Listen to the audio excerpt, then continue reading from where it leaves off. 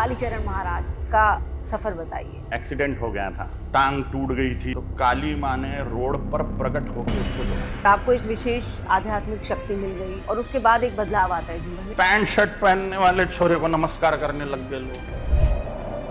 आप बैठे हैं कभी शमशान में? फोटो ही वायरल हो गए थे, तब से जाना ही बंद। माँ की शक्ति किसी का विनाश करने वाली हो सकती है। ये काली माँ के द्वारा किए हुए प्रयोग नहीं है, ये भूतों प्रेतों पिशाचों के द्वारा किए हुए प्रयोग। प्रतिदिन स्तुति करता है, ऐसे में अगर उस पर बड़े से बड़ा तंत्र प्रयोग होता है। इस घर में काली माँ का फोटो अथवा काली माँ की मूर्ति रखी हुई है, वहाँ पर भी भूत प्रेत बाधा होना असंभव प्राय है। माँ काली की साधना अगर कोई प्रारंभ करना चाहता है, कैसे होनी चाहिए? शुरुआत ही हमें मंदिर से करनी चाहिए। प्रधानमंत्री मोदी पर किस देवी की कृपा सबसे ज्यादा है? जगदम्बा दुर्गा परमेश्वरी। मेडिकली डेड डिक्लेयर कर दिए गए थे और उसके बाद आप वापस आए हैं। मुझ पर 3 मर्डर अटेम्प्ट हुए हैं।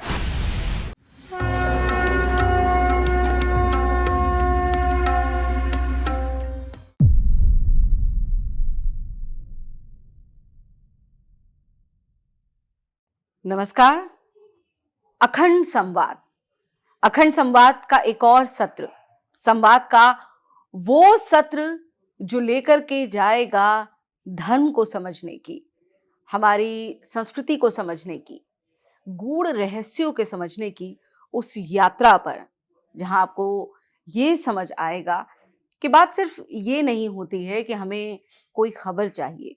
बात ये होती है कि जहां सिर्फ बातचीत ना हो, एक संतुलित संवाद हो जिसके अर्थ निकले, जो अर्थपूर्ण हो और जो बातचीत को वाकई में एक नियति तक ले जा सके।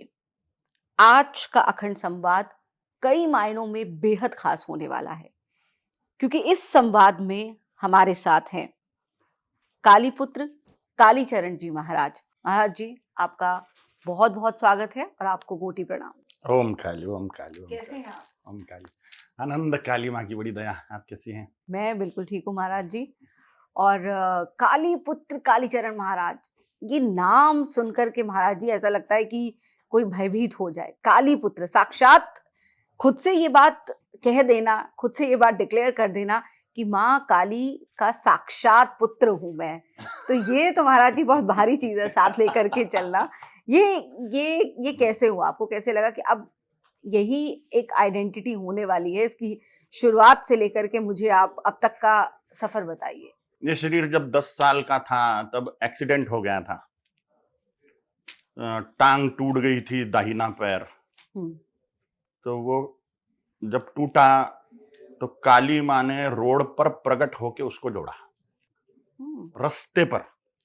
सपने की बात नहीं है, कोई माने ना माने उससे मुझे क्या, लेकिन पूछने वालों को मैं जरूर बताऊंगा क्या हुआ। सपने की बात नहीं है, ये प्रत्यक्ष कालिका परमेश्वरी प्रत्यक्ष है, काल्पनिक नहीं है। देव देवियां प्रत्यक्ष है। त्रिपुर सुंदरी त्रैलोक्याखिलेश्वरी, त्रिलोकी में इतनी सुंदर स्त्री नहीं है कोई जितनी कालिका परमेश्वरी सुंदर है। वो आपका पहला साक्षात्कार था माँ से? हाँ, तो वो देवी ने टांग जोड़ी और मेरे मन में प्रश्न उत्पन्न हुआ, ये कौन? तो मन में उत्पन्न हुआ ये कौन, तो देवी ने उत्तर दिया, अहम तव माता कालिका परमेश्वरी, मैं तेरी माँ कालिका परमेश्वरी। तो मुझे जिस दोस्त को बुलाने को गया था मैं खेलने के लिए, उसकी पिताजी ने उठा के घर पे लाया। तो ये शरीर के माता पिता घर पे थे नहीं, मुझे हॉस्पिटल में लेके गए अंकल वगैरह, काका जी। तो डॉक्टर ने एक्सरे निकाल के बोला हेयर क्रैक है। इतना मोड़ने के बाद में, टूटने के बाद में हेयर क्रैक, सिर्फ उसमें कोई रॉड वॉड डालने की जरूरत नहीं पड़ी। 2 महीने प्लास्टर रहा, मैं दौड़ने लग गया। तो मैंने घर वालों को बताया कि काली माँ आई थी, काली माँ, काली माँ। बोले कुछ भी भ्रम हो गया छोरे को, मैंने तुझको 9 महीने पेट में पाला है, तेरी माँ काली है क्या? मैं बोलता था काली माँ मेरी माँ है, काली माँ मेरी माँ है। घर वाले नहीं माने, कोई माने। मैंने बोलना ही बंद कर दिया। एक दो बार बोला मैंने कि काली माँ दिखी, बाद में तो बोला ही नहीं कभी। फिर बाद में जब ये सुकीर्ति फैल गई और शिष्य मंडल, भक्त मंडल पूछने लग गए कि क्या हुआ क्या हुआ, तब बोलता हूं अब क्या हुआ था। ऐसी घटना है। तो देवी ने जो बोला अहम तव माता कालिका परमेश्वरी, ये संस्कृत वाक्य है। तो मुझे कैसे समझ में आया, मुझे अभी तक के पता नहीं हुआ। मैं पढ़ा लिखा हूं नहीं, मैं स्कूल नहीं गया, उसके बाद में मैं स्कूल वूल कहीं नहीं गया। बहुत नाटक नौटंकी करता था मैं स्कूल जाने के टाइम पे, घर वाले भेजने की कोशिश करते थे लेकिन मैं जाता नहीं था। पेट दर्द कर रहा है, सर दर्द कर रहा है, बहुत नाटक नौटंकी। तो उनको समझ में आ गया नौटंकी बात छोड़ा है, नाटक कर रहा है, तो उन्होंने जबरदस्ती डाला। तो सच्ची में तबीयत खराब हो गई, भयंकर बुखार बुखार। तो एक बहुत बुजुर्ग 90 साल के तांत्रिक थे, उनके पास में पिताजी मुझे लेके गए। ये कौन से स्थान की बात है ये महाराज? यवतमाल की बात है, ये अकोला की घटना, अकोला की है, विदर्भ के अकोला की, जहां पर टांग टूटी थी महाराष्ट्र में। और ये जो यवतमाल नाम का क्षेत्र है वो अकोला विदर्भ में ही है, ये भी शहर। तो वहां पे वो उनको यवतमाल के आजोबा, यवतमाळचे आजोबा मराठी में बोलते थे, माने यवतमाल के दादाजी। 90 साल उम्र थी, उन्होंने देखा तो बोले ये अब काली माँ को अर्पित है, इसको आप स्कूल वूल भेजने की जबरदस्ती मत करो, नहीं तो इसकी तबीयत खराब होते जाएगी। तो उन्होंने कोई जबरदस्ती नहीं करी फिर मुझे स्कूल वूल डालने की, कि बच्चा जिंदा रहे ना जाए स्कूल। इस प्रकार से देवी माँ का अलौकिक लीला है। महाराज जी, ये आपकी जो एक साधक के रूप में जीवन है वो कब से शुरू हुआ? यहाँ तक तो ये क्लियर हो गया कि भाई काली माँ ने आपको पुत्र स्वरूप खुद आकर के ये बताया कि मैं तुम्हारी माँ हूँ, और आप तब से काली पुत्र बन गए। अब वहां से साधना का जो बना नहीं मैं हूँ, वो मुझे काली माँ ने बोला। तो साधना महाराज जी फिर कहाँ से शुरू? साधना वादना नहीं करी हुई है, सब गुरु के द्वारा मिला हुआ है। मेरे गुरु है महर्षि अगस्त्य जी। अच्छा। मेरी कोई विशेष तपस्या वपस्या नहीं है, मैंने कोई विशेष साधना वादना नहीं करी हुई है, लेकिन जो कुछ भी अभी है वो अगस्त्य महामुनि के द्वारा है। अगस्त्य महर्षि जी मेरे गुरुदेव हैं। ये शरीर जब 20-22 साल का था तब मेरे रूम में प्रकट हो गए थे, ब्रह्म मुहूर्त पे वो। अच्छा। तो उस समय में वो हवा में ही बैठे हुए थे। उन्होंने उठा के, 20-22 साल का लड़का कोई हल्का नहीं होता, उन्होंने उठा के मुझे गोद में बिठा लिया, आलिंगन करके यहाँ पे मस्तक पर चुंबन कर लिया। और ये संस्कृत उच्चारण, गायन विद्या, स्पीच टैलेंट, वो यज्ञ याग की सारी चीजें, वो सब सारी विद्याएं उन्होंने शक्तिपात के रूप में दे दी। सिखाया, सीखा नहीं, मैं एक गुरु के पास में संगीत सीखने के लिए गया था, गायन सीखने के लिए। मुझे गाना सिखा, वो बोले तेरी आवाज गधे के जैसी है। तब गधे के जैसी आवाज है तो कौन जाए फिर से उस व्यक्ति के पास में जो अपनी आवाज गधे के जैसी है बोले। गया ही नहीं फिर उसके बाद में। मैं सब कुछ महर्षि अगस्त्य जी ने दे दिया। मतलब बिना सीखे आपको ये जो पूरा ज्ञान है, चाहे वो मंत्रों का ज्ञान हो, यंत्रों का, तंत्रों का और संगीत का, ये पूरा का पूरा ज्ञान आपको उस एक क्षण में मिल गया। हाँ, एक सेकंड में महर्षि अगस्त्य जी ने दिया। अपन सीखे नहीं ऐसा नहीं बोल सकते, या अहंकारिक बात हो जाएंगी कि मैं सीखा नहीं। महर्षि अगस्त्य जी ने दे दिया, वो सिखा दिया, बोलिए शक्तिपात में दे दिया, बोलिए फीड कर देना आज की भाषा में, कंप्यूटर में अपलोड कर दिया। ऐसा हुआ। क्या बात है, ये तो बड़ी दिव्य बात है महाराज जी। मुझे साइन करना दोस्तों ने सिखाया, पढ़ना लिखना दोस्तों ने सिखाया, मित्रों ने सिखाया, शिष्यों ने सिखाया। अभी भी शिष्य सिखाते ही रहते मुझे अलग अलग चीजें। साधना के पथ पर महाराज जी लोग बाहर की चीजें त्यागते हैं, कुछ अंदर का भी त्याग करना पड़ता है? निस्संशय सबसे महत्वपूर्ण त्याग करने की चीज है मन की चंचलता। साधना में विघ्न है, वैसे षड्रिपु विघ्न माने जाते हैं, काम क्रोध लोभ मोह मद मत्सर, ये षड्रिपु विघ्न माने जाते हैं। लेकिन इनका नाश तब होगा जब हम साधना करें। साधना करने के लिए मन की चंचलता को त्यागना होता है, वो जबरदस्ती करना पड़ता है। हम साधना में बैठेंगे तो मन तो बोलता ही नहीं कि साधना करो। मन, साधना प्रोसेस तो बोर मारती है ना, शुरुआत में एकदम बोर लगता है, बैठो सीधा बैठो मंत्र जप करो, कितना हाउ बोरिंग। तो भजन वजन गाना आसान पड़ता है, कुछ क्रियाएं करना आसान पड़ता है, संकीर्तन इत्यादि करना आसान पड़ता है। साधना माने मंत्र जब ध्यान करना, ये कठिन पड़ता है। क्यों कठिन है? करने में कठिन ना हो के वो बोर प्रोसेस होने के कारण उसमें ऐसी बोरिंग लगती है, उबाऊ लगता है, इसलिए वो कठिन लगता है। करने के लिए तो आसान है, लेकिन वहां पे मन कुटेब रचता है। अगर हम साधकों को बोले कि आप स्थिर बैठो, स्थिर, तो उनका मन हिलना डुलना नहीं, तो उसको यहाँ खुजाएगा, यहाँ पे खुजाएगा, इधर खुजाएगा, ऐसा उसको गुदगुदी छूटेगी। ये मन की कुटेब है, हो कुछ नहीं रहा है। इसलिए साधकों को बोला जाता है मच्छरदानी में बैठो कि मच्छर ना काटे, मक्खियां ना बैठे, आप व्यवस्थित पंखे वंखे लगा के एसी में बैठो या कूलर लगा के बैठो, जिससे आपको गर्मी की तकलीफ ना हो, सर्दी की तकलीफ ना हो, मन शांत हो जाए, बाह्य सारे विघ्नों को दूर करे जिससे मन को तकलीफ होती है। और फिर साधना में स्थिर, मेरुदंड स्थिर रखते हुए साधना में बैठे तो मन अपने आप ही एकाग्र होने लगता है। लेकिन उठने का नहीं, मन खुद को बोल देना है कि मैं 15-20 मिनट, आधा घंटा, 1 घंटा, जितना भी आपको साधन करना है, उठना नहीं है, हिलना डुलना भी नहीं है। 1-1 मिनट से शुरू करिए, 1 मिनट, 2 मिनट, 3 मिनट, 4 मिनट, ऐसा 1-1 मिनट कमाइए। फिर मन भी 1-1 सेकंड एकाग्र करते हुए कमाइए। 1 सेकंड मन एकाग्र हो गया है, फिर 2 सेकंड हो गया, फिर 3 सेकंड हो गया, ऐसे 1-1 सेकंड कमाते जाइए। 3 मिनट मन एकाग्र हो गया कि बड़ी बड़ी सिद्धियां प्रकट होना शुरू हो जाती है। 30 सेकंड मन एकाग्र हो गया कि समाधि लाभ हो जाता है, और वो समाधि स्थिर होते होते होते होते सिद्धियां प्रकट होती है। महाराज जी, आपके साथ जब ये शुरुआती आध्यात्मिक, गूढ़ आध्यात्मिक अनुभव होने शुरू हुए तकरीबन, आप कैसे उसको लेते थे? कैसे उस एक्सपीरियंस को आप किसी के साथ क्या शेयर कर पाते थे? क्योंकि ये अक्सर बड़ा मुश्किल होता है। कोई माने ही ना, कौन माने ये सत्य है करके, ये चीजें कौन मानेगा सत्य है? पहला गूढ़ आंतरिक अनुभव क्या था? वो 10 साल के बाद? हाँ, वही सबसे बड़ी चीज है, चामुंडी का प्रकट होना, काली माँ का प्रकट होना। यही जीवन का सर्वोच्च अनुभव और सर्वोच्च सौभाग्य है। और फिर दूसरा सौभाग्य गुरु का प्रकट होना, महर्षि अगस्त्य जी का। तो वहां से कब आपको ये प्रतीति होनी शुरू हुई कि अब मैं कुछ अलग हूँ? नहीं, ऐसा मुझे कुछ नहीं लगता कि मैं अलग वलग। नहीं, अहंकार स्वरूप नहीं, लेकिन आपको ये समझ में आ जाता है ना कि आप पहले आप जो काम कर रहे हैं उसमें आपकी जो क्रिया प्रतिक्रिया हो रही है, और आपको एक विशेष आध्यात्मिक शक्ति मिल गई, आशीर्वाद मिल गया, और उसके बाद एक बदलाव आता है जीवन में। वो बदलाव क्या था? वो तो लोगों का दृष्टिकोण बदल गया। पैंट शर्ट पहनने वाले छोरे को नमस्कार करने लग गए लोग।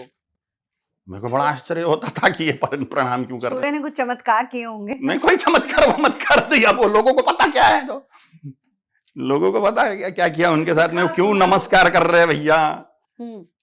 तो क्या था ऐसा जो उन्हें आपकी तरफ आकर्षित करता था? वो नहीं पता मुझे, मैं कैसे बताऊं क्या लगता है उनको देख, उनको क्या लगता है। एक दिल्ली का युवक मेरे पास में आया, मैंने कहा बोलिए। कुछ नहीं, बोले देखना है आपको बस। मैंने कहा क्या होगा, क्यों देखना चाहते हो? बस बोले मुझे अच्छा लग रहा है। मैंने कहा बैठो देखो। तो उसके बाद में उसके अनुभव बताया उसने कि ये हुआ, वो हुआ, फलाना और ढिकलाना हुआ, तो आपकी कृपा से हुआ। अरे मैंने कहा यार कब करी कृपा, करा ही नहीं कुछ। तो जो कुछ भी फिर शिष्यों के और साथियों के, भक्तों के, जो अपने आप को मेरे भक्त बोल रहे हैं, मेरे ये शरीर के भक्त बोल रहे हैं, उनकी बात, जो शिष्य बोल रहे हैं ये शरीर के शिष्य हैं, मुझे गुरु मानने वाले, तो वो बोलते हैं आपकी कृपा से। वो करा ही नहीं कुछ, तो काहे की कृपा। और कुछ बिगड़ गया तो ठीक है, गुरुदेव की ऐसी इच्छा होगी। यानी कुछ गड़बड़ हुई तो भी काली माँ का बेटा जवाबदार, गड़बड़ हुई फायदा हुआ तो भी काली माँ का बेटा जवाबदार है, ठीक है, फिर अच्छी बात है। माँ काली की साधना को महाराज जी आप कैसे देखते हैं? क्योंकि अभी ये मैं आज के विषय में इसलिए ये पूछ रही हूँ, आज के समय में मैं इसलिए पूछ रही हूँ क्योंकि अभी हम देख रहे हैं कि माँ काली की साधना को लोगों ने बहुत ज्यादा हल्के में लेना शुरू कर दिया है। अब जहां देखो वो खुद को या तो काली साधक बताता है, देवी साधक बताता है, और ये कई लोग, तो मैं बड़ी हैरान होती हूँ ये देखकर, क्लेम करते हैं कि उनके अंदर माँ काली जो है वो आती हैं और सिद्ध किया हुआ है उन्होंने। तो ये जो माँ काली की शक्तियों को सिद्ध करने की बातें की जाती हैं, या माँ काली की शक्तियों को इतनी आसानी से सिद्ध करने की बातें की जाती हैं, ये क्या है काली साधना? हम सबसे पहले आपसे ये जानते हैं उनकी साधक माने क्या। जी, साधक माने जो साध लेता है किसी भी चीज को, किसी वस्तु को, किसी विद्या को, जो साध लेता है। जैसे हमारे पास में, सबके पास में एक एक सिद्धि होती है जिसको बोलते हैं चलना। हम पैदा होते ही चल नहीं पाते, पशुओं के जैसे चल नहीं पाते। पशु पैदा होते बराबर उठ के खड़ा होता है, दौड़ने लगता है, चलने लगता है। बच्चा नहीं, उसको साल भर 1.5 साल लगता है खड़ा होने में, मनुष्यों के बच्चे को। तो चलना एक सिद्धि है, फिर बोलना ये एक सिद्धि है, फिर आगे की पढ़ाई वढ़ाई भाषाएं सीखना ये एक सिद्धि है, ड्राइविंग करना भी सिद्धि है, रसोई बनाना भी सिद्धि है।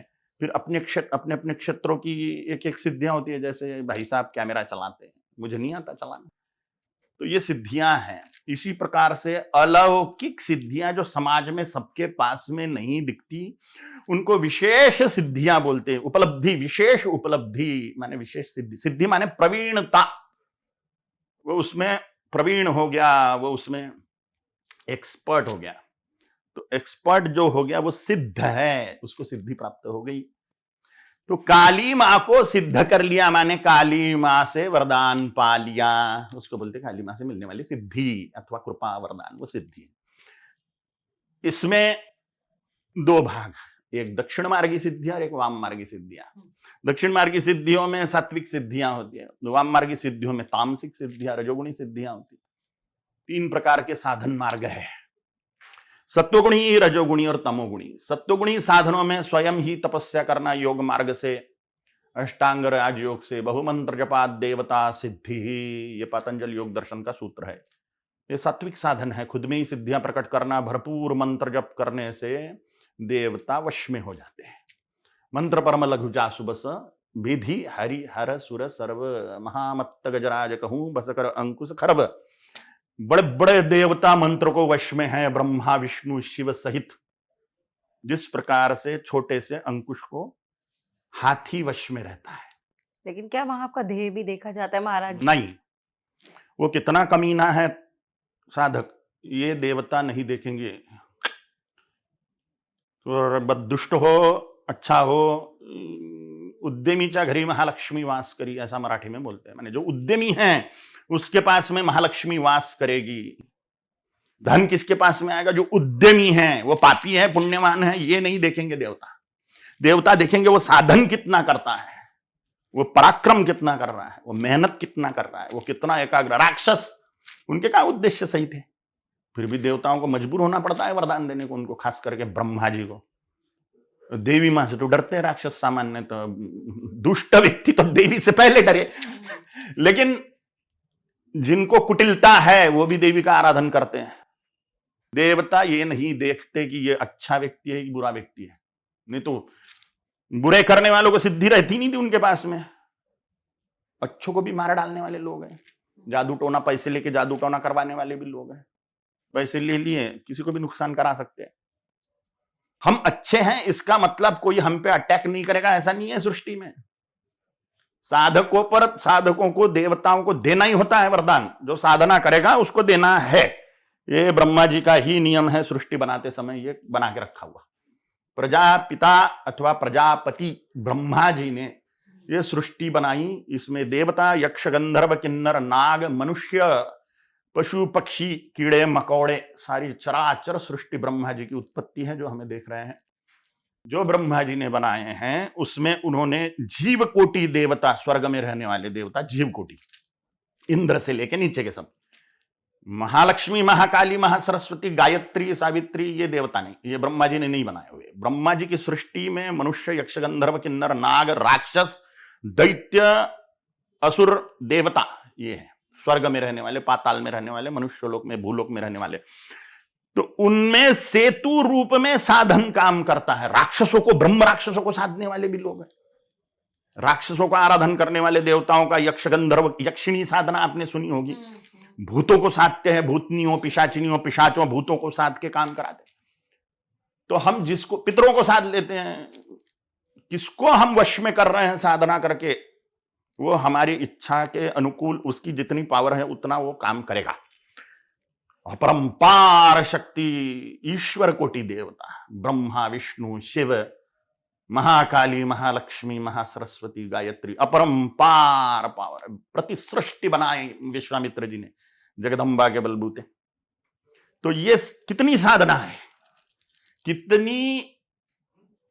कितनी मेहनत करी है वश करने में देवता को, उतना देवता आपके वश में रह के काम करेगा।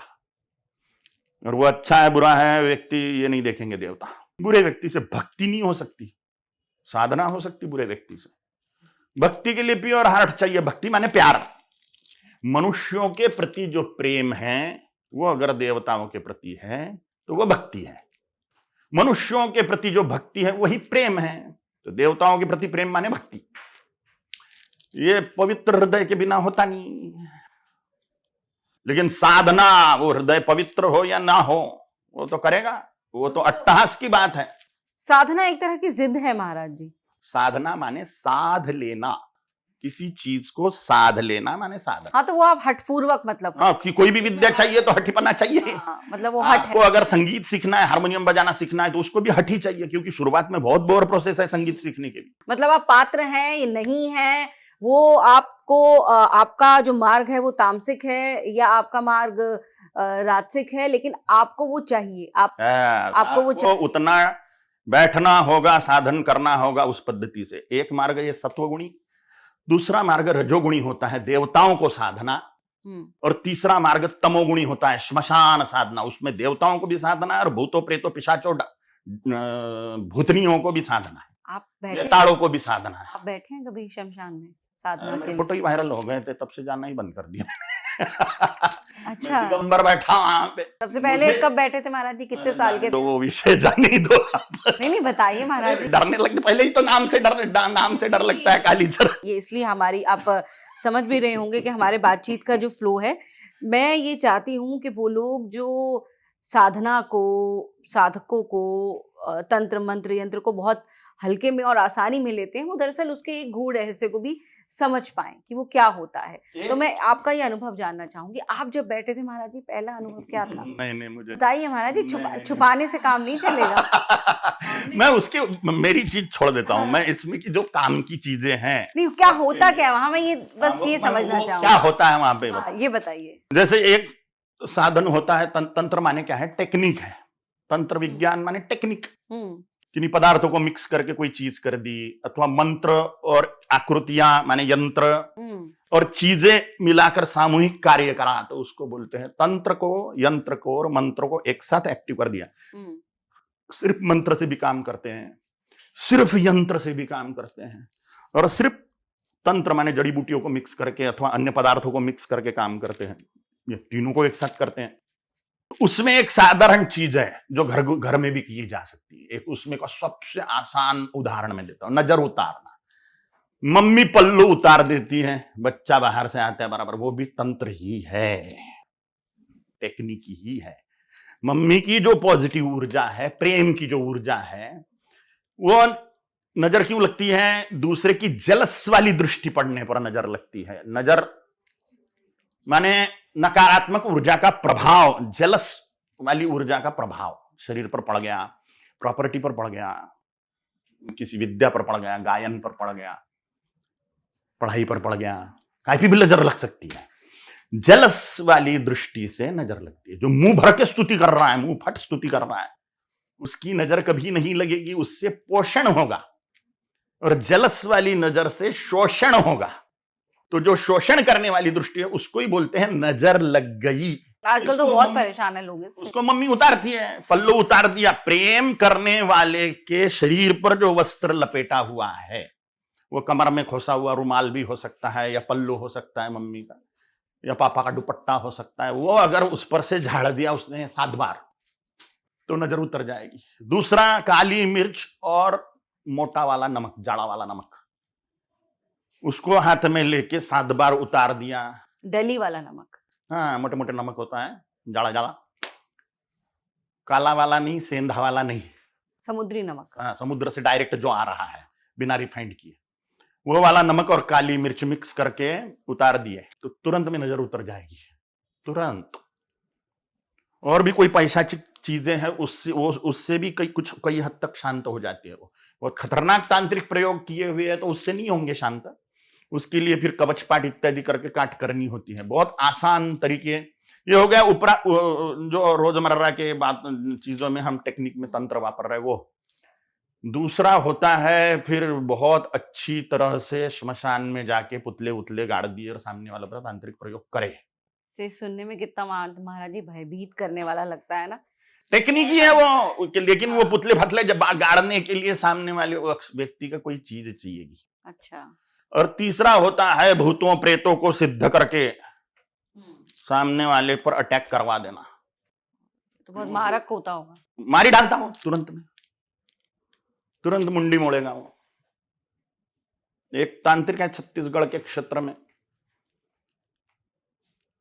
हमारे साथ का एक व्यक्ति गया उसके पास में। अभी पॉडकास्ट पे बोलना चाहिए कि नहीं बोलना चाहिए मैंने उसने डिटेल नहीं बताता हूं मैं। उसने एक हड्डी दी उसको, सामने वाले की गाड़ी की सीट में ऐसी खोज दी, उसने खोज दी और निकाल के चला गया वो, और दूर खड़ा हो गया। वो घर से निकला, बाइक चलाई, सामने वाले चौक में जाके एक्सीडेंट चूरा उसका, मरी गया ऑन द स्पॉट। मारण प्रयोग, वशीकरण प्रयोग, उच्चाटन प्रयोग। एक व्यक्ति है यहाँ के, हमारे तरफ के, वो यहाँ पे मध्य प्रदेश में रहते थे।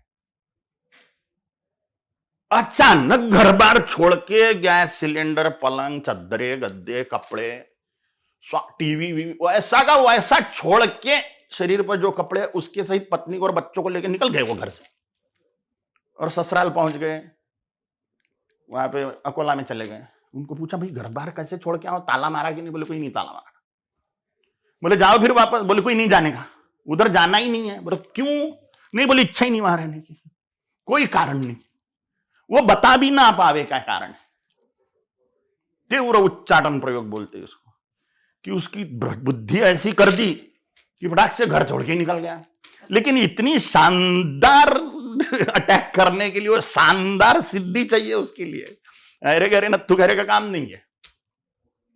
तो प्रयोग करने वाला भी शानदार साधक होना चाहिए। पर महाराज जी एक बात बताइए, देवी जो है, देवी को तो हम बहुत पोषण करने वाली, जगत की पालक माँ मानते हैं। हमारे लिए तो माँ है, देवी का हर स्वरूप माँ है।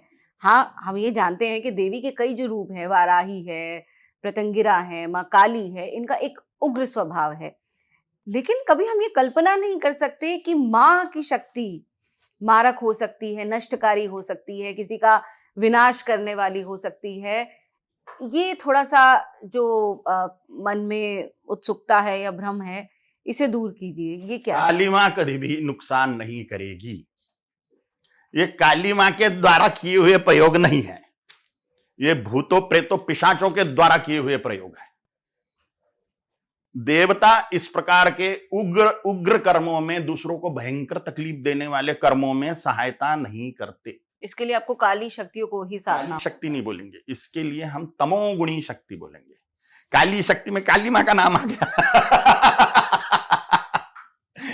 तो इसमें काली या गोरी ऐसा कुछ नहीं होता, इसमें तामसी शक्तियां, तमोगुणी शक्ति।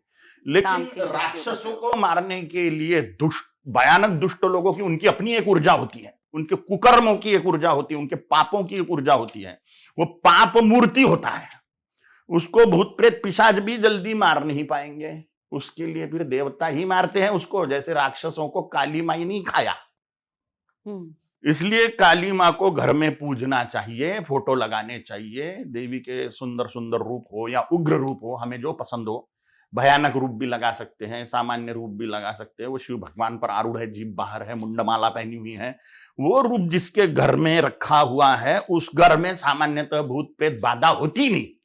तो और महाराज जी, अगर कोई कवच कर रहा है किसी देवी देवता की, वो प्रतिदिन स्तुति करता है, एक कवच का पाठ करता है, ऐसे में अगर उस पर बड़े से बड़ा तंत्र प्रयोग होता है तो क्या उसकी रक्षा हो जाएगी? या जैसे आपने कहा कि अगर कोई बहुत बड़ा हुआ तंत्र करने वाला तो वो सिद्ध हो जाता है? जैसे हमने कुछ कवच पहना हुआ है और किसी ने पंच मार दिया, तो हम ज्यादा से ज्यादा क्या हो जाएगा, हम गिर जाएंगे, पीछे धक्का लग जाएगा अपने को, लेकिन वो सीधी हड्डी वगैरह वगैरह तोड़ेगा नहीं छाती की। उसी प्रकार से जो रेगुलर मंदिर जाता है देवी के दर्शन को, उग्र देवता काली या दुर्गा के दर्शन करता है, काली माँ की मूर्ति घर में है अथवा काली माँ का फोटो लगा हुआ है घर में, तो उसका 100% संरक्षण होगा मात्र इतने से कि वो डेली मंदिर जा रहा है, देवी के दर्शन को मत्था टेक रहा है, तो देवी की पावर उसमें रहेगी। जिस घर में काली माँ का फोटो अथवा काली माँ की मूर्ति रखी हुई है, सिर्फ रखी हुई है, वहां पर भी भूत प्रेत बाधा होना असंभव प्राय है। स्वयं होके वहां पे भूत प्रेत पिशाच नहीं घुस सकते। और कोई तांत्रिक प्रयोग करता है, और जो व्यक्ति डेली काली मंदिर जाता है तो उसका भी संरक्षण 100% होगा, क्योंकि तंत्रों की अधीश्वरी काली मां। काली मां क्यों? देवाधिदेव कौन? महादेव। किसके पैर के नीचे सोते हैं? काली मां के। तो सुप्रीम पावर कौन? काली मां। काली मां से लोग व्यर्थ ही डरते हैं। महाराज जी, वो डरते इसलिए हैं, जैसे जो मैं ये बात भी सुनती हूँ कि अगर आप जैसे माँ बगलामुखी या माँ वाराही या प्रतंगिरा या माँ काली की तस्वीर घर में रखते हैं, उनकी मूर्ति घर में रखते हैं, तो उनका कहना यह है कि इस स्वरूप में माँ एक विशेष प्रकार का भोग मांगती हैं या माँ एक विशेष प्रकार की सेवा मांगती हैं, और अगर आप वो नहीं दे पाते हैं, सामान्य जो उनका स्वरूप है वो तो अलग है, आप सुबह शाम आरती पूजा करते हैं, प्रसाद चढ़ाते हैं, तो वो हैप्पी हैं, खुश हैं, लेकिन अगर आप उग्र रूप की देवी को रखते हैं, उस हिसाब से अगर आप उनकी सेवा नहीं करते, भोग नहीं लगाते हैं, तो समस्याएं आने लगती हैं। ये सही है कि झूठी बात है, एक नंबर की झूठी बात। अच्छा, वही तभी पूछा। हाँ, एक नंबर की झूठी बात है। जो सामान्य पूजा, देवी काली को कौन सा और चीजें चाहिएगा? देवी का वाक्य है, भोक्तारम यज्ञ तपस्साम, मैं यज्ञ और तप की भोक्त्री हूं। तप माने क्या है? कि उद्देश्य के लिए कष्ट सहन करना माने तप। किसी उद्देश्य को लेकर कष्ट सहन करना माने तप। तो देवी को पाने के उद्देश्य से जो कष्ट सहन करना होता है वो क्या है? मंत्र जप ध्यान, मंत्र जप ध्यान, मंत्र जप ध्यान, मंत्र जप ध्यान, मंत्र जप ध्यान। यही तपस्या है, एकाग्रता परम तप है। उद्देश्य के लिए कष्ट सहन कर रहा है, और सबसे बड़ा कष्ट है मन को मारना। और साधना में व्यक्ति मन को ही मार रहा है, एक जगह पे ला रहा है, बार बार दौड़ता है, बार बार एक जगह पे लाओ, बार बार दौड़ता है, बार बार एक जगह पे लाओ। यही चोर पुलिस का खेल खेलना माने साधना है। तो यही देवी ग्रहण कर रही। स्वयं बोला देवी ने, भोक्तारम यज्ञ तपस्सा, मैं यज्ञ और तप की भोक्त्री हूं। फिर जो हम यज्ञ होम हवन कर रहे हैं वो देवी ग्रहण करेगी, वो उसका भोग है।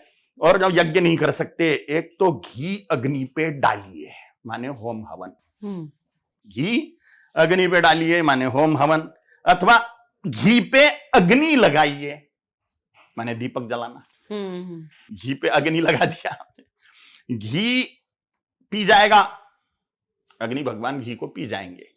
तो अग्नि जगदम्बा का मुख है, ज्वालामुखी चामुंडी, तो वो देवी अग्नि जिह्वा है, अग्नि ही जगदम्बा की जीव है। तो सारे देवताओं का मुख ही अग्नि है।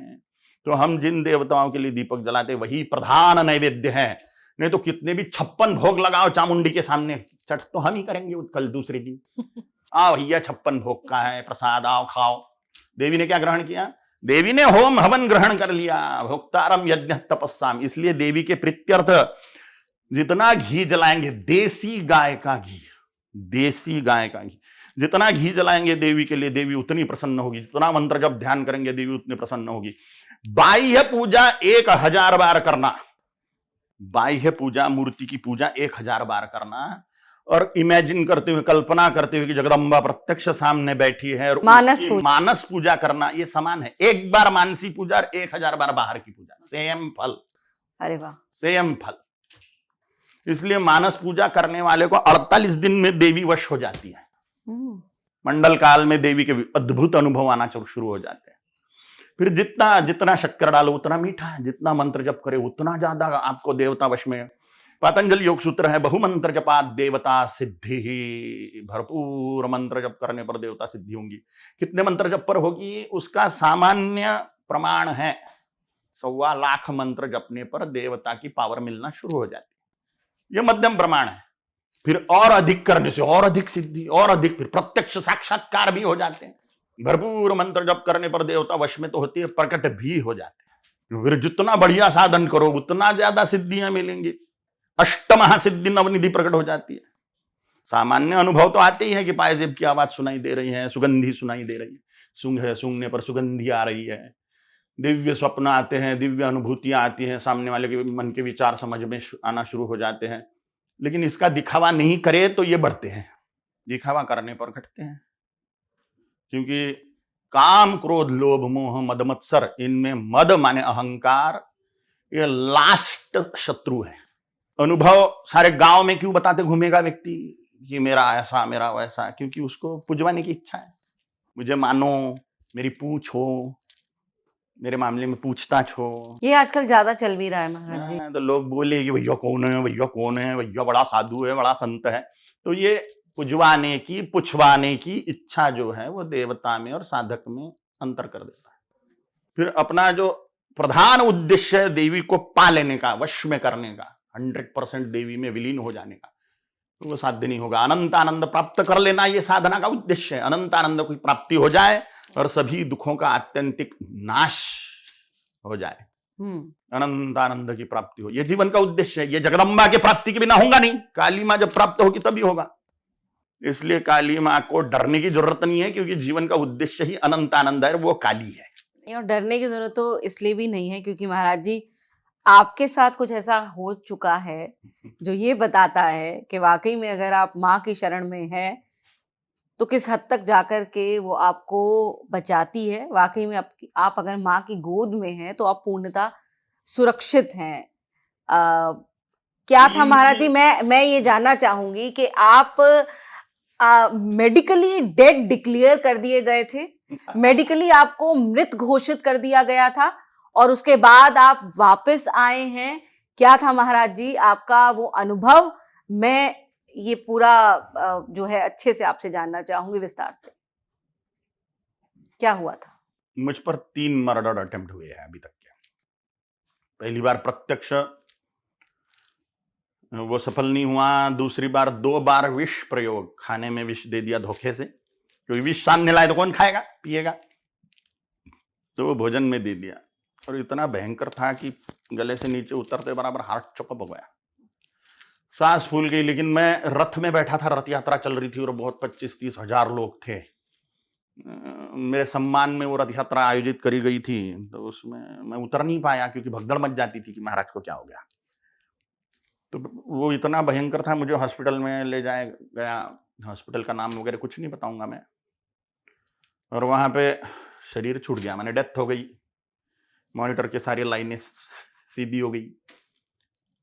तो मेरे गुरु महर्षि अगस्त्य जी वहां पे प्रकट हुए। वहां पे बस मैंने अपनी लाश देखी है अपने आंखों से, उसके बाजू में खड़े होके अपना प्रेत, भूत प्रेत नहीं बोलेंगे उसको, मुर्दा लाश देखी मैंने अपनी। मतलब आप शरीर से बाहर आ चुके थे? शरीर से बाहर आ गया। हम आत्मा है, हम शरीर नहीं है। हम इस शरीर में रह रहे हैं तो हम आत्मा है। तो मैं शरीर से बाहर आ गया, मैंने देखा मेरा शरीर छूट गया। महर्षि अगस्त्य जी वहां पे प्रकट हुए, फिर भी वो हवा में ही। तो मैंने उनको साष्टांग नमस्कार करा और उनको चिपक गया। और बड़ा आनंद मुझे अब लेके जा रहे, मुझे मणिद्वीप जगदम्बा के दिव्य धाम। महर्षि जी उसी के लिए आ गए मुझे लेने के लिए, इतना भयंकर अद्भुत आनंद। तो उन्होंने फिर मेरा दुलार करके मुझको बोला अभी नहीं, सद्य नास्ति, यानी अभी नहीं। और उन्होंने गर्दन के पीछे हाथ रख के, जांघों के नीचे हाथ रख के ऐसा आड़ा कर दिया मुझे, माने जीवात्मा को। और वो लाश पे रखा, मुर्दे पे, और दबा दिया अंदर। फिर दुगदुगी चालू हो गई। तो मरा हुआ जिंदा कर दिया मेरे गुरु ने। तो अब तो कॉन्फिडेंस 7वें आसमान पे, आत्मविश्वास की कोई टेढ़ा नहीं कर सकता मेरा। ऐसा काली माँ की, अगस्त्य महामुनि की लीला है, गुरु भगवान की, गुरु महाराज की। ये तो महाराज जी बड़ी दिव्य बात है, ये तो बहुत बड़ी अनुभूति है अपने। हाँ, ये मेरे लिए सत्य बातें हैं। जिन्होंने वो चीजें देखी, 2 शिष्य थे मेरे वहां पे, उनके लिए भी सत्य है। उन्होंने तो महर्षि जी को नहीं देखा, लेकिन उन्होंने मॉनिटर देखा। डॉक्टरों ने बोल दिया सॉरी नहीं बचा पाए। उनका रोना धोना शुरू हो गया था। परंतु वो साक्षी है, लेकिन कोई साक्षी हो या ना हो, ये मेरे लिए सत्य चीजें हैं।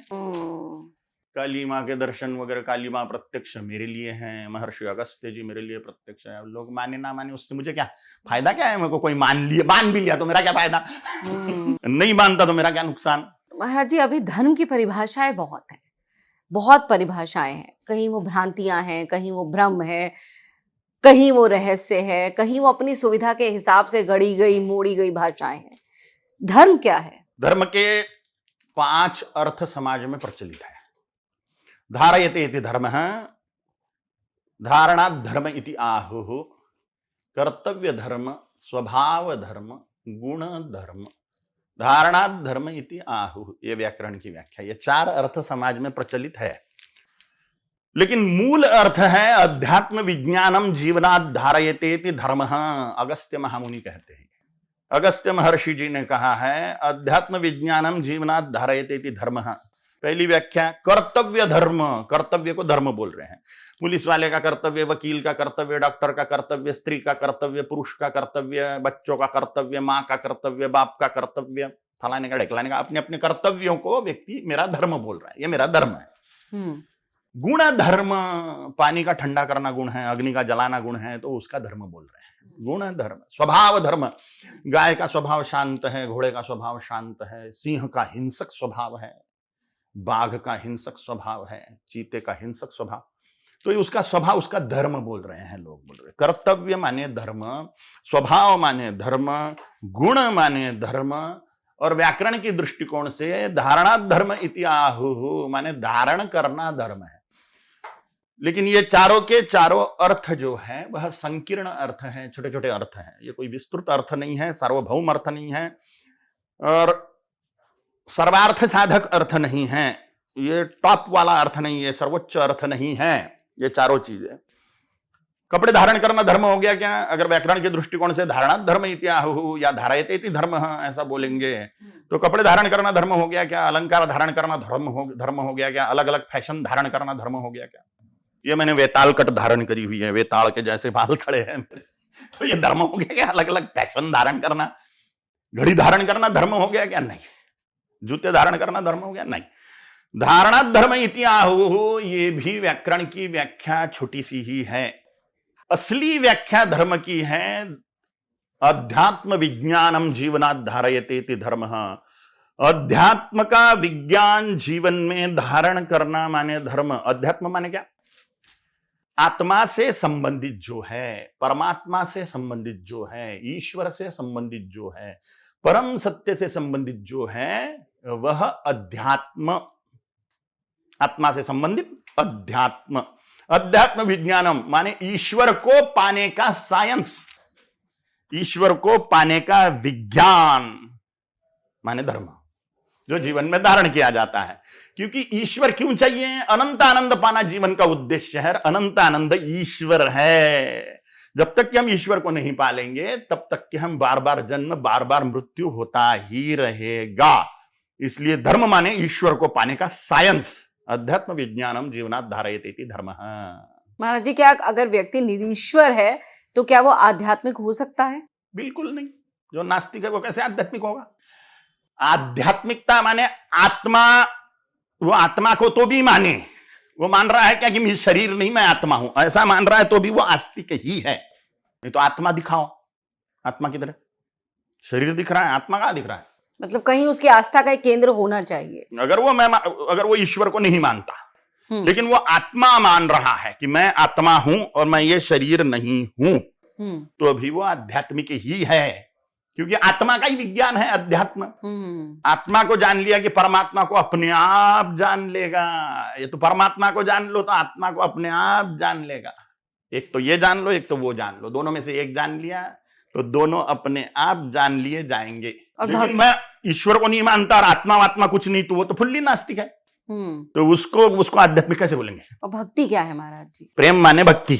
ईश्वर के लिए बोल रहे हैं, किसी देवता के लिए या गुरु के लिए बोल रहे हैं तो उसे भक्ति बोलते हैं, प्रेम नहीं। महाराज जी, माँ काली की साधना अगर कोई प्रारंभ करना चाहता है तो क्या उसके चरण हैं, या कोई भी आज मैं ये चाहूं या कोई भी चाहे कि मैं काली साधक बनना चाहता हूं तो वो माँ काली की आराधना करके प्रारंभ कर सकता है?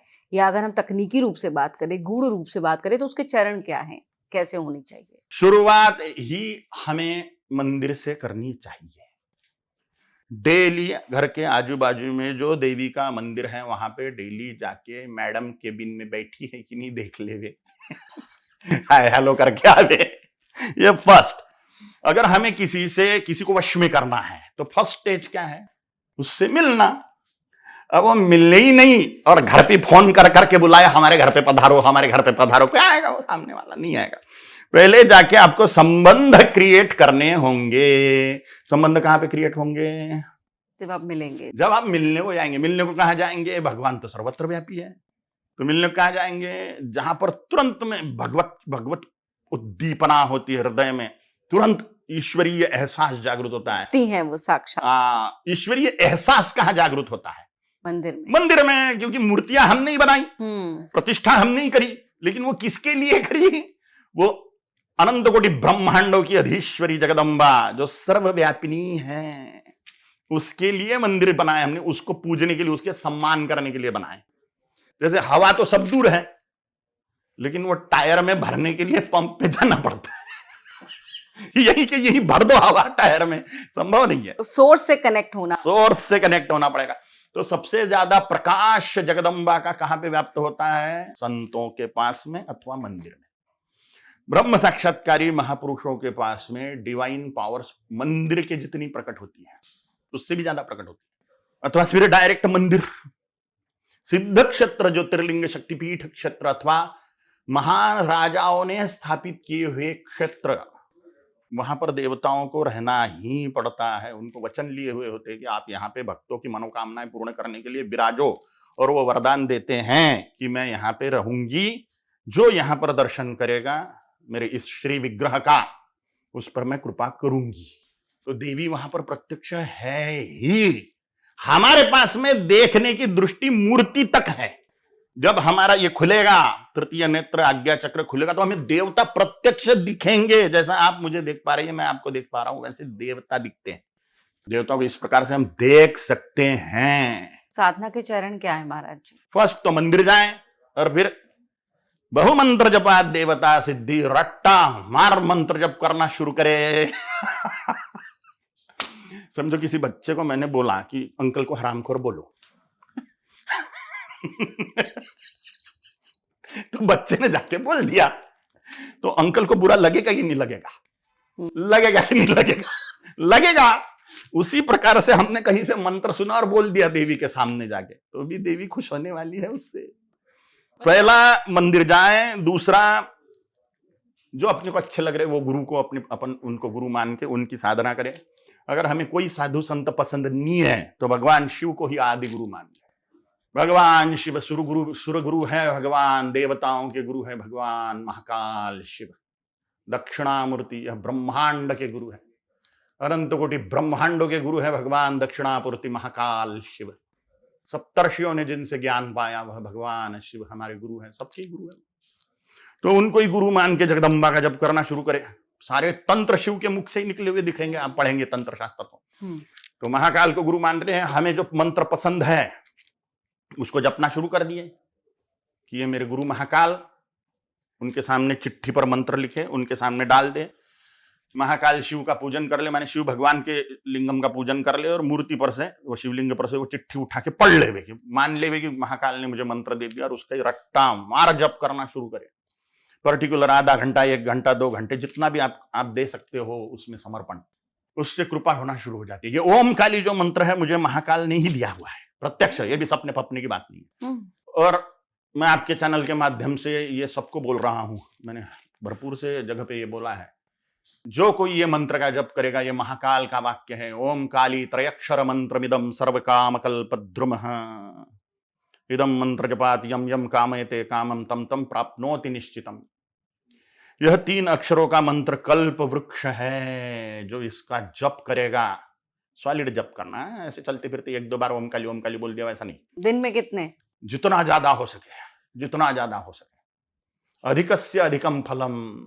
1.5 घंटा लगता है 9000 जप करने में। काउंटर पे जपे, माला ना लेवे, क्योंकि माला 30 सेकंड में 1 मिनट में खत्म हो जाएगी। तो माला में ही मन रहेगा, खत्म हो गई, फिर उसको पलटो, फिर आंखों से लगाओ, फिर पलटो, फिर आंखों से लगाओ। तो वो माला में बड़ा मंत्र है तो माला लेवे, प्रक्रिया क्लिष्ट हो जाती है उससे। हाँ, तो काउंटर पे 9000 जप कर लो, कहीं पे भी बैठो, क्योंकि महाकाल का वाक्य है अशुचिर्वा शुचिर्वापि गच्छन् तिष्ठन् यथा तथा। ओम काली प्रजबेद्धिमान जपात पापान निवर्तते। पवित्र हो अपवित्र हो, किसी भी स्थिति में हो, चल रहा हो, बैठा हुआ हो, किसी भी स्थिति में व्यक्ति हो, जो व्यक्ति ओम काली जपेगा उसके सारे पापों का नाश हो जाएगा, उसे महान पुण्य की प्राप्ति होगी और उसकी सारी मनोकामनाएं पूर्ण होगी। 9000 जप करने में 1.5 घंटा लगता है, आधा घंटा कर ले। 3000 जप तो डेली करे, आधा घंटा। सॉलिड अनुभव के लिए सॉलिड साधन चाहिए। डेली मंदिर भी जाता है सिर्फ काली मां के, तो भी अनुभव आना शुरू होते हैं। काली मूर्ति घर में लाके रख दी और सिर्फ दीपक जला रहे उसके सामने, तो भी अनुभव आना शुरू हो जाता है। इतना आसान है काली देवी से संपर्क करना। कलौ चंडी विनायक शास्त्र में है उसका सिद्धांत। गणपति बाप्पा और देवी हिंदुओं के सबसे बड़े त्योहार है। आप देखो, हिंदू सबसे ज्यादा त्योहार दो मनाता है, गणेशोत्सव और नवरात्रि। यही दो प्रधान त्योहार है हिंदुओं के। कलौ चंडी विनायक, इस युग में चंडी और विनायक जल्दी प्रसन्न हो जाते हैं। और किसी भी युग में भैया पैसा चाहिए महालक्ष्मी, ज्ञान चाहिए महासरस्वती, बलिष्ठता और सुंदरता चाहिए महाकाली। महाकाली से सब कुछ ही प्राप्त हो जाएगा, क्योंकि महालक्ष्मी भी महाकाली की साधना से प्रसन्न हो जाएगी, महासरस्वती भी प्रसन्न हो जाएगी। कुलदेवी कोई भी हो, कोई भी रूप आपकी कुलदेवी हो, काली मां के आराधन से प्रसन्न हो जाएगी, क्योंकि काली सुप्रीम पावर है, सुप्रीम। कुलदेवी की संतुष्टि हो जाती है, इसलिए काली मां का आराधन करें। महाकाल का जो केंद्र है महाराज जी, वो किस शक्ति का केंद्र है, और कलयुग में खास तौर से उसका महत्व क्या है? महाकाल काल गणना का प्रधान केंद्र है। हालांकि सारे के सारे ज्योतिर्लिंग हो, वैष्णव क्षेत्र हो, शैव क्षेत्र हो, देवी क्षेत्र हो, या अन्य कोई सिद्ध क्षेत्र हो, वो शक्ति के कारण ही है। शक्ति माने देवी। पेट्रोल की शक्ति के कारण गाड़ियां चल रही है, बिजली की शक्ति के कारण हीटर, गीजर, कूलर, पंखे, कैमरे वैमरे चल रहे हैं, शक्ति। भोजन की शक्ति के कारण शरीर बन रहा है, वायु की शक्ति के कारण हमारी धड़कनें चल रही हैं, हम शक्ति का गुणगान कर रहे हैं। धन की शक्ति के कारण हम द्रव्य खरीद सकते हैं, कोई भी चीज खरीद सकते हैं। ज्ञान शक्ति से हम नानाविध आविष्कार कर रहे हैं। शारीरिक शक्ति और संगठन शक्ति से हम राज्य साम्राज्य प्राप्त करते हैं। तो हम जिधर देखो उधर शक्ति का गुणगान कर रहे हैं। कोई कमजोर व्यक्ति है तो हम उसे शक्तिहीन बोलते हैं, उसे विष्णुहीन या शिवहीन नहीं बोलते, हनुमानहीन, गणपतिहीन नहीं बोलते उसको बोलते शक्तिहीन, क्योंकि शक्ति ही सदा आराध्य है। नास्तिक से नास्तिक व्यक्ति भी शक्ति का आराधन करेगा। वो ईश्वर को नहीं भी मानता तो भी वो धन शक्ति की आराधना करेगा, ज्ञान शक्ति की आराधना करेगा, शारीरिक शक्ति की आराधना करेगा। इसलिए शक्ति ही सर्वोपरि है और हमें शाक्त बनना चाहिए। शक्ति के आराधक को शाक्त बोलते हैं। जो शक्ति के आराधक है, शक्ति के उपासक है, माने देवी के उपासक है, उनको शाक्त बोला जाता है। विष्णु के साथ में महालक्ष्मी शक्ति है, इसलिए विष्णु विष्णु है, वो भगवान विष्णु है। ब्रह्मा जी के साथ में गायत्री महाशक्ति है, इसलिए वो ब्रह्मा जी सृजन करने वाले। शिव के साथ में पार्वती दुर्गा शक्ति है, इसलिए वो संहार करने वाले हैं और फिर सृष्टि बनाने वाले हैं, दुष्टों का संहार करने वाले। तो उनके साथ में शक्ति है, इसलिए वो शाक्त है, शक्त है, सशक्त है। महाराज जी, धर्म को लेकर के आप बहुत मुखर हैं और इसी के चलते आप कई बार विवादों में भी रहते हैं। हालांकि आपने जिस सशक्त होने की बात की, तो आप कितने सशक्त हैं वो हम देखते भी हैं, लेकिन वो जो मुखरता है कई बार वो आपको अजीब विवादों में भी धकेल देती है। तो कैसे आप मैनेज करते हैं? काली मां है ना। क्यों लेकिन लोगों को आपकी बात इतनी कड़वी लगती है महाराज जी? सच बोला कि कड़वा लगता है, और अच्छे लोगों को कड़वी नहीं लगती, अच्छे लोगों को बहुत मधुर लगती है। आपने सुना होगा सच कड़वा होता है, ना ना ना ना ना, सच बहुत मधुर होता है। उसके लिए जिसको बुखार नहीं है, कुकर्मों का बुखार नहीं है जिसको, उसको शक्कर मीठी लगेगी। जिसको बुखार है कुकर्मों का, उसको शक्कर कड़वी लगती है। कोई भी चीज कड़वी लगेगी उसको। तो सच कड़वा होता है वो उसके लिए जो कुकर्म में रत है। नहीं तो सच तो बहुत मधुर है, मुक्त करने वाली वस्तु है सच। सच मुक्ति प्रदान करता है, तो सच बहुत मधुर है और उन लोगों को बड़ा पसंद आता है सच। वो मुझे सर पे उठा रहे हैं कि भैया सच बोल रहा है कालीचरण, सच बोल रहा है कालीचरण। जो सकारात्मक है, जो धर्म प्रेमी है, अधर्मियों को बिल्कुल पसंद नहीं आता। वो तो मार डालने की कोशिश करी उन्होंने 3-3 बार मुझे। महाराज जी, आप सिक्के के दोनों पहलू देख रहे हैं। सनातन की जो अवधारणा लेकर के हम आगे चल रहे हैं या जिसे लेकर के अब हम बहुत ज्यादा मुखर हो रहे हैं, वो सही है? निस्संशय। और इसकी प्रगति होनी चाहिए, प्राकट्य होना चाहिए। ज्ञान विज्ञान प्रज्ञान का हिंदू धर्म के, सनातन के। कई चीजें आपको लगता है कहने वाली ज्यादा है महाराज जी, लेकिन व्यवहारिक तौर पर उसमें कमी दिखती है। वो साधनात्मक कमी हो सकती है, ज्ञान की कमी हो सकती है, लेकिन बोलो तो सही। अपने आप ज्ञान के लिए चैनल बनते जाएंगे, रास्ते बनते जाएंगे, वो प्रकट होते जाएगा। हम करे तो सही। देवी माँ देख रही है ना किसके लिए कर रहा है, धर्म के लिए अगर कर रहा है तो चामुंडी प्रसन्न होकर और देगी वरदान, और सहायता करेगी। प्रीतिर धर्मो अधर्म कार्यम ही कोपः। देवी धर्म कार्य से, परमार्थ कार्य से, जगत कल्याणकारी कार्य से प्रसन्न होती है। इस देव भूमि के रक्षण का कार्य, भारत भूमि माने देवताओं का आश्रय स्थल है। एक व्यक्ति ने मुझे पूछा, भैया सारे देव देवी भारत में क्यों आए? मैंने कहा सारे निग्रो साउथ अफ्रीका में क्यों होते हैं, सारे चपटे नाक वाले चाइना में क्यों होते हैं? अगर इसका उत्तर दे दो तो मैं बता दूं कि देवता यहीं पे क्यों। ये देव भूमि है, यहां पे देवता है इसलिए क्योंकि ये देवताओं की भूमि है। जैसे निग्रो की भूमि साउथ अफ्रीका, वो गुलाबी गुलाबी छिले हुए जैसे लोगों की वो अंग्रेजों वाली भूमियां वहां क्यों है? यहां पे देवता है इसलिए क्योंकि ये देवताओं की ऐसी इच्छा है कि वो भारत भूमि, ये देव भूमि के संरक्षण करने का, ये भारत माँ की समृद्धि के लिए जो प्रयत्न कर रहे हैं, इस देव भूमि के संरक्षण के लिए जो प्रयत्न कर रहे हैं, वो सैनिक हो या ऐसे राष्ट्र प्रेमी नेता लोग हो, वो निसंशय जगदम्बा की कृपा प्राप्त है, इसमें कोई संशय नहीं। अभी जो प्रधानमंत्री हैं, क्योंकि सनातन का एक अलग अलग तरीके से आप देख रहे होंगे कि जगह तो 2014 के बाद है, प्रधानमंत्री मोदी पर किस देवी की कृपा सबसे ज्यादा है? वो उनको ही पता। आपको क्या पता? तो आपको भी है। सुना हुआ था कि जगदम्बा दुर्गा परमेश्वरी ने ही उनको कृपा प्रदान करी हुई है। छत्रपति शिवाजी महाराज पर भी जगदम्बा दुर्गा परमेश्वरी की कृपा, गुरु गोविंद सिंह जी महाराज की कुलदेवी नैना देवी, जिन्होंने धर्म रक्षण, राष्ट्र रक्षण का काम किया, पूरे जगत में हिंदुत्व का डंका बजाने वाले स्वामी विवेकानंद पर भी काली माँ की कृपा। तो जगदम्बा की कृपा के बिना तो कोई विशेष पराक्रम हो नहीं रहा है। हिंदुत्व का रक्षण भी जगदम्बा ने किया।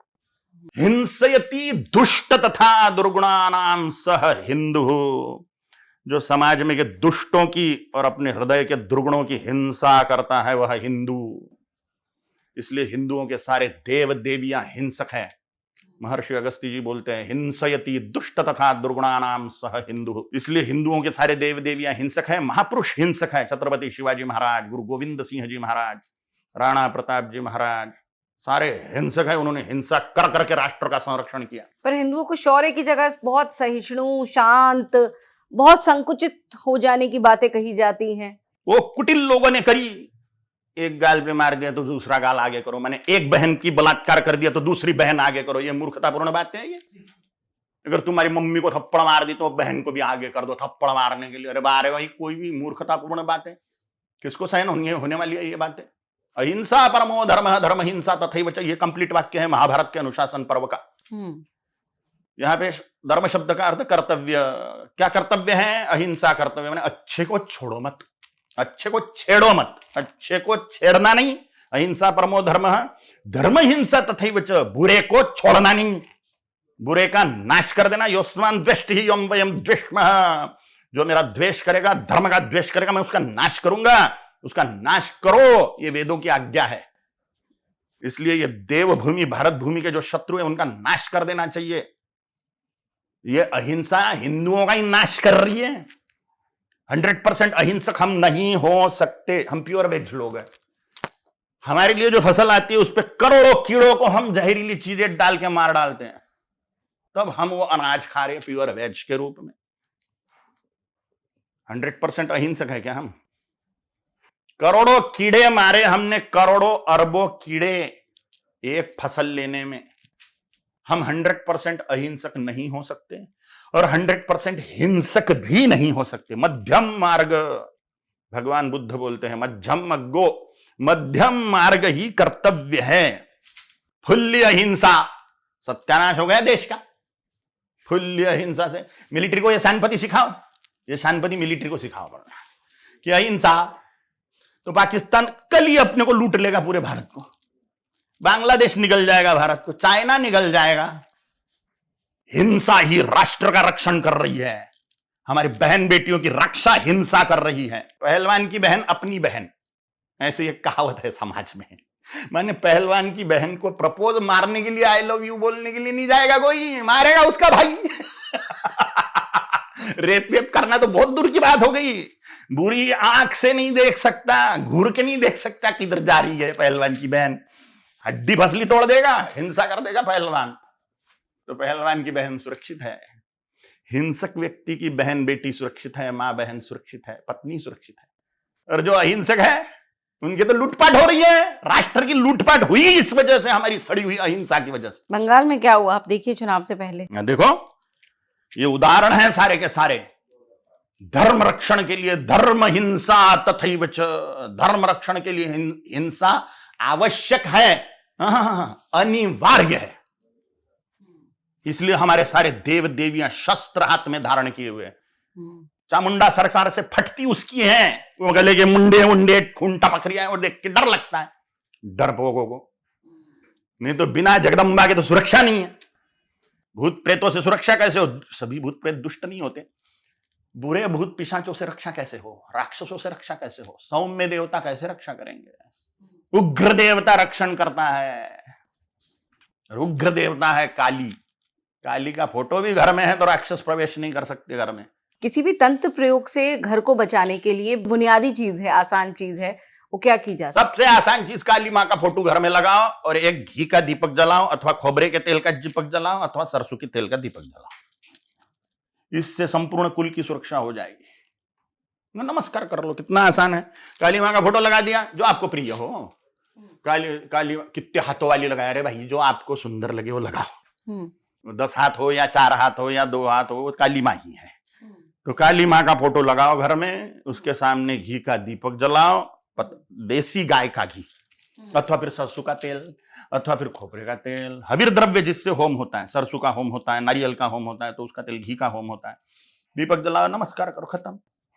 इससे कंप्लीट सुरक्षा। और कवच पाठ, दुर्गा सप्तशती में देव्या कवचम नाम से दुर्गा देवी का कवच है, उसका पाठ करिए। काली कवच का पाठ करिए, सारे इंटरनेट पे अवेलेबल है, वो आप पाठ करो। कहां से सीखे? सब कुछ अवेलेबल है इंटरनेट पे, सब कुछ अवेलेबल है। नहीं तो मैं बोल रहा हूं ओम काली जप करो रोज आधा घंटा, 3000 जप हो जाएगा। काउंटर लेके करो, काउंटर या घड़ी से करो, आधा घंटा जब हो गया 3000 जप हो गए। ओम काली, संपूर्ण सुरक्षा गारंटीड। मुझे गुरु मानने की जरूरत नहीं है। भगवान आदि गुरु महाकाल ही है। महाकाल ने मुझे मंत्र दिया, मैंने आपको दे दिया, हो गया। मेरे को भूल जाइए, महाकाल को याद रखिए और इष्ट देवी काली, बस खत्म। सभी प्रकार की 100% सुरक्षा होगी, इसकी गारंटी है। बहुत बढ़िया महाराज जी, कितने सारे ऐसे विषय और प्रश्न है, लगता है आपसे बहुत लंबी बात हो। तो जितना गूढ़ है मानव जीवन, उतना ही गूढ़ है आस्था, धर्म, इन सब विषयों पर बात करना। लेकिन हमारा ये प्रयास है और इसीलिए है ये अखंड संवाद, जो निरंतर चलता ही रहेगा। और आज इस अखंड संवाद में आए और अपने ज्ञान से इस संवाद को पूर्ण करने के लिए कालीपुत्र कालीचरण महाराज जी का बहुत बहुत धन्यवाद। महाराज जी असंख्य धन्यवाद आपका। बहुत सुंदर, बहुत ही सुंदर रहा ये वार्तालाप। ओम काली, ओम काली, ओम काली, ओम काली।